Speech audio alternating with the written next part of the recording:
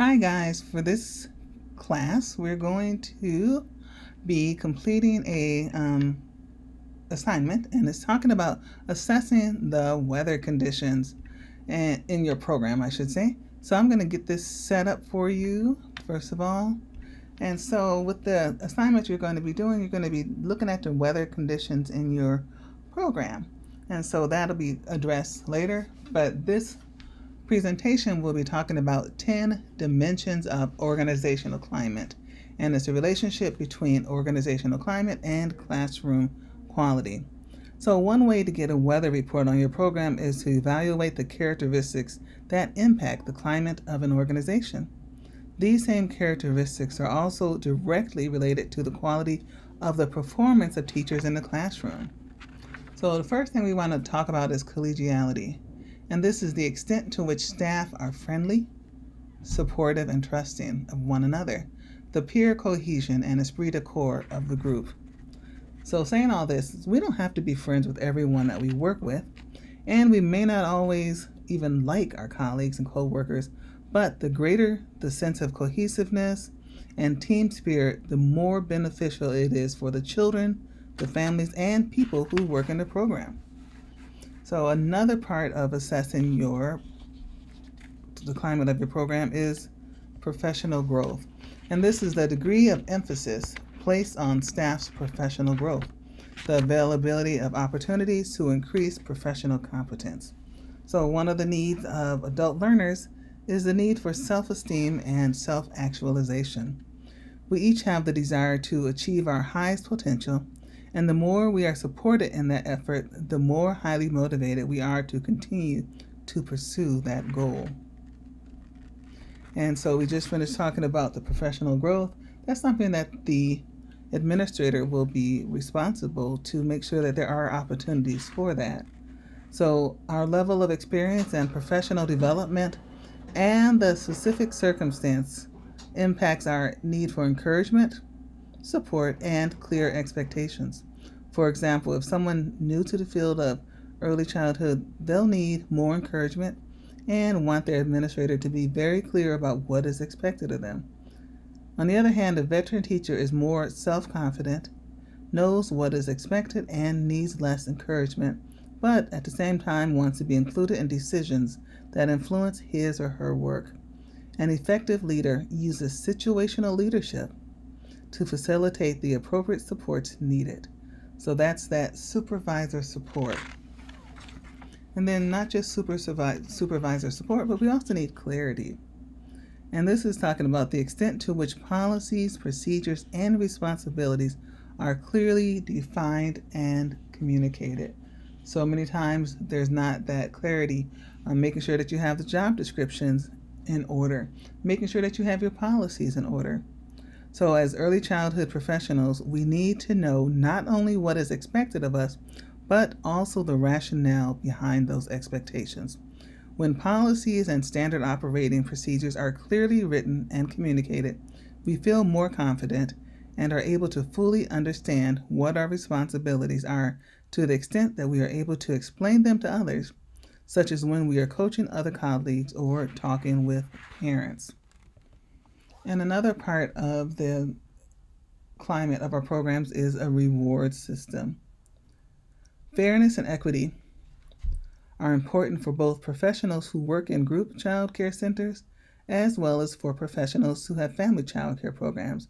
We want the same opportunities as other professionals in our field, and we want to be treated fairly. There are not a lot of financial benefits in the field of early care and education sometimes, but whatever rewards are possible, they should be equally available to those who have rightfully earned them. So in Wisconsin, we have a program called the Reward Program, and that's something where people will get money just because they are in the field. Now, there are certain guidelines to make sure that if you're qualified for those or not, but that's just something that they use to reward people for being in the field.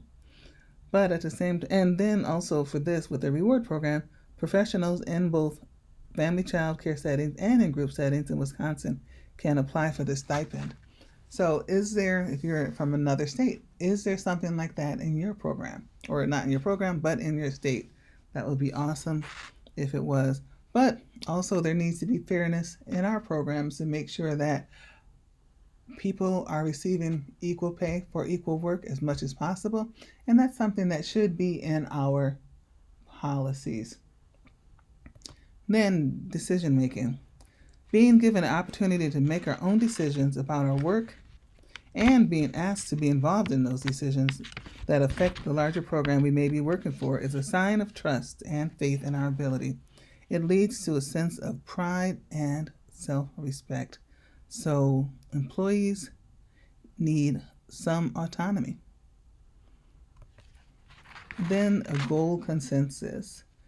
This is the extent to which the staff agree on the philosophy, goals, and educational objectives of the center. One of the things when we were talking about even the mission statement, we said to get feedback. It's so important for you to get feedback when we are making changes, when we're doing new things. It's important to get feedback, especially from the staff. They are the ones that are right in there on the floor doing the job. And not to say that as a director or administrator that you never do that, but that is their job on a daily basis. So some things they are aware of that we may not be aware of. So in order to achieve the mission and vision for a program, we must be on the same page about the goals and objectives in place to accomplish the mission. One of the first responsibilities of an administrator when interviewing and hiring a new staff person is to share the program philosophy and determine if the candidate has the same underlying values and beliefs that form the basis for the mission of the program. Then everyone can work together to accomplish those objectives. Then task orientation. Task orientation is an emphasis placed on organizational effectiveness and efficiency, including productive meetings, program outcomes, and accountabilities. So as administrators, we are responsible for how effective and how efficient our program is. We are responsible for the outcomes and productivity of each system in our operation. And we are the ones held accountable for the quality of our programs. In Wisconsin, with me being the director, when the state licensor comes in, he asks for Michelle. He doesn't ask for anyone else. He asks for Michelle, and he wants to know I'm held responsible. Even if I delegated something to someone else, he doesn't look at that person. He looks at me. So I'm held accountable for the quality of my program. So as Gwen Morgan puts it, we are the key to quality. The director or the administrator is the key to quality. We may or may not have other staff who help us to maintain the highest level of quality, but ultimately it is our responsibility. Then the physical setting. We can have the most highly qualified staff possible and the most cooperative children and families, but if we do not have the facilities to meet their needs, we are not fulfilling our responsibility. Having access to the resources to do our work is almost as important as having the personnel. The environment has been referred to as the third teacher. It is essential to achieving the highest level of quality possible. So it's important for us to make sure that that physical setting is not hindering our staff from carrying out their responsibilities. Then, innovativeness. If we are not open to change, our programs become stagnant. The field of early care and education is a dynamic field. Our work is based on relationships with people, and that means it must continue to change as the needs of the children and families and society change. Innovation keeps our programs vibrant and responsive to our clients and to our staff and to our own needs as professionals. That means we need to keep up with what's going on. We shouldn't, our centers, now this is my own personal opinion with this one, but our centers shouldn't look the same as they did in 1999. We need to keep making changes, improvements in whatever area. It doesn't have to be the physical environment necessarily, but even keeping up with the research for our curriculum, keeping up in other areas as well. And so that is some of the ways that you assess or that you look at the 10 dimensions of organizational climate. So that's things that you need to make sure that you look at.